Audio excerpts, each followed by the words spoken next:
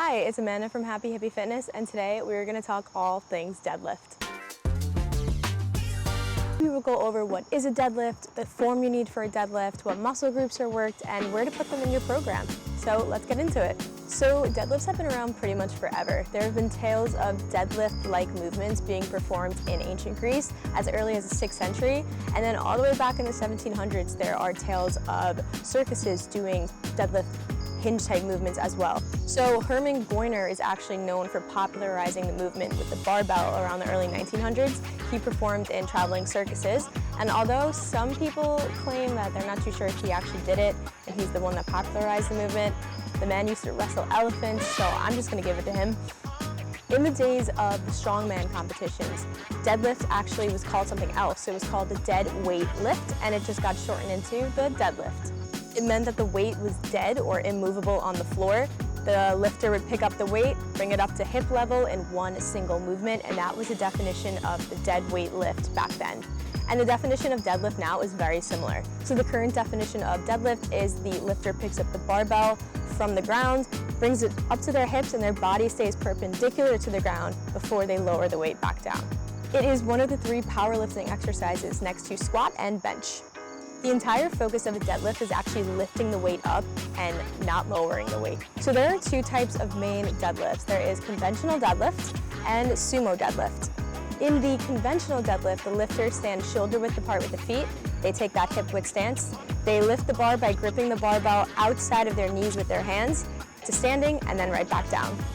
In sumo deadlift, there is a greater emphasis placed on the lower body by changing the foot stance. So in sumo deadlift, you stand wider than shoulder width apart with the feet, and your hands come inside of your kneecaps when you go to lift that bar up off the ground.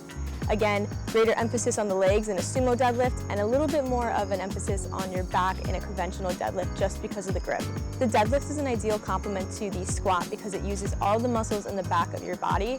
It is a hip-dominant movement, which means you're hinging your hips back, while the squat is a knee-dominant movement, which means it starts with the knee drive first. The deadlift targets the glutes, the hamstrings, and the spinal erectors. As a bonus, your grip strength as well as your upper back muscles are also worked hard when you're holding onto a bar during your deadlift, which is why it's known as a total body workout, and it is one of the most physically taxing exercises on the human body.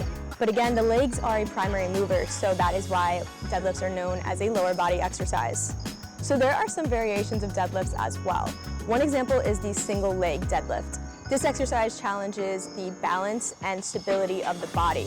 It's usually done with a lower weight because of that reason, and it's usually done at higher rep ranges such as 15 to 20 reps, and it's used as an accessory movement in a workout instead of at the beginning of a workout, which is where you would be placing a conventional or a sumo deadlift. The Romanian deadlift is named after a Romanian Olympian. His name is Nicu Vlad. He basically trained for snatches, like heavy snatches, and he invented the Romanian deadlift as a way to strengthen his hamstrings for the snatch movements. Unlike a regular deadlift during an RDL, the barbell does not touch the floor after each rep. Each rep starts with the barbell in your hand around waist level. You may have to perform 1 rep of the regular deadlift to get that barbell up to the waist, but at the official start of an RDL, the bar is being held in your hands above the ground. Your core is tight and your back is engaged. What you do is you start to push your hips back behind you, so you push your glutes back. That causes the barbell to go down as your hips go back. You lower the barbell down until you start to feel a stretch in your hamstrings, and then once the barbell is around, usually it's past the knee or the mid-shin, you start to reverse the movement and come back up. So you're really focusing on stretching your glutes and your hamstrings in an RDL. A lot of lower body building programs for muscle hypertrophy, they love RDLs because it works the hamstrings and the glutes so much.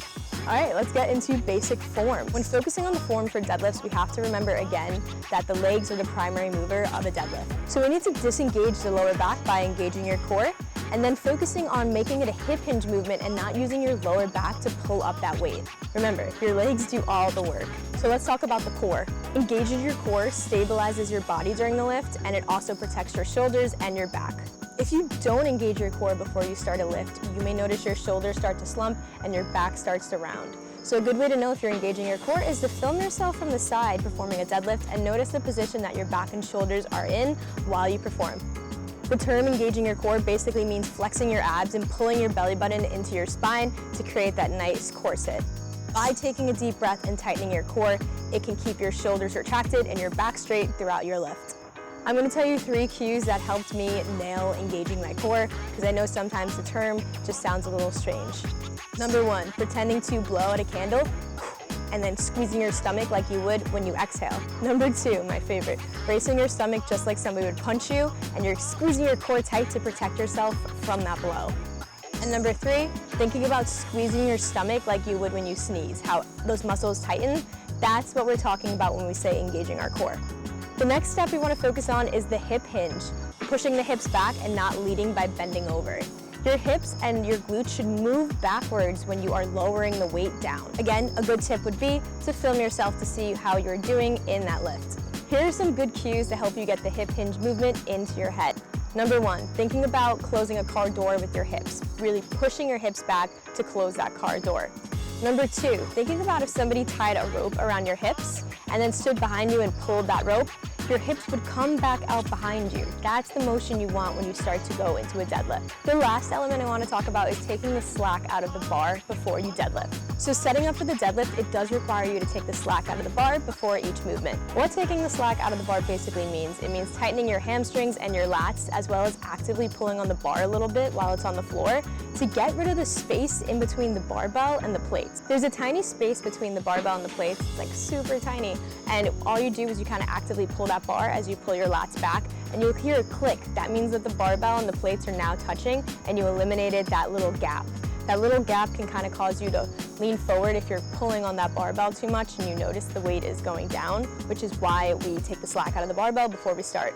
So taking the slack out of the bar, you're not actually lifting the barbell off the floor at this point. You're only lifting the barbell to create a little bit of tension in your body and tension with the bar against the plates. Think about pulling the barbell up with your fingers as you roll your shoulder blades back and down.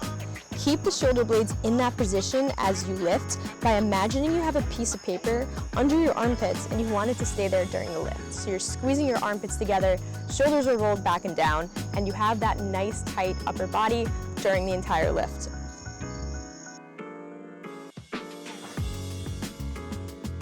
You want a nice flat back when we go in for a deadlift, so you should make sure that your back isn't excessively overarched or you have an excessive anterior tilt.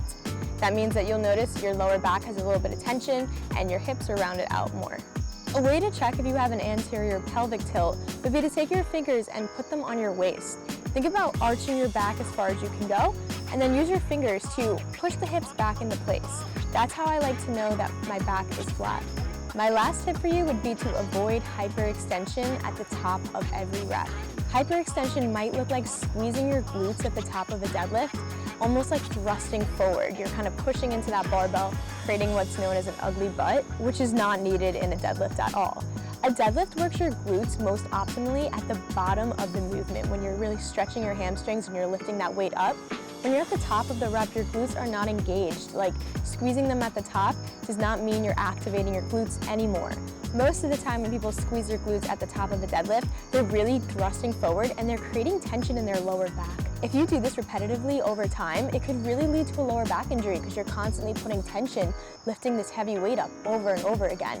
So avoid squeezing the glutes and thrusting forward at the top of a deadlift. I notice people do this as well on the top of squats. It's the same thing. The bottom position of the squat is where the glutes are worked the most. So when you're doing that in a squat or in a deadlift, you're actually taking away from the exercise and kind of moving it into your lower back. So avoid that ugly butt squeeze at the top of every rep. So let's go over our overall deadlift checklist. Step 1, get your feet into position, either sumo or the conventional stance. Step 2, brace your core using one of the techniques. Step 3, hinge at the hips to bend down and pick up the bar. Step 4, pull the slack out of the bar by actively pulling on the bar and bringing the shoulder blades back and down. Step 5, lift the barbell up off the floor, but think about pushing away from the ground. Don't think about lifting the barbell up, but think about pushing off the earth. I like to think about the floor as a giant leg press, and I push my heels, I push my toes against that floor to make the barbell come up. Step 6, don't hyperextend at the top. And step 7, lower the barbell down with control. So I hope these tips can help you out on your deadlift journey. Taking a video of yourself every now and then is a great way to self-correct, but if you need any more help, you can always shoot me a message. And yeah, good luck, guys.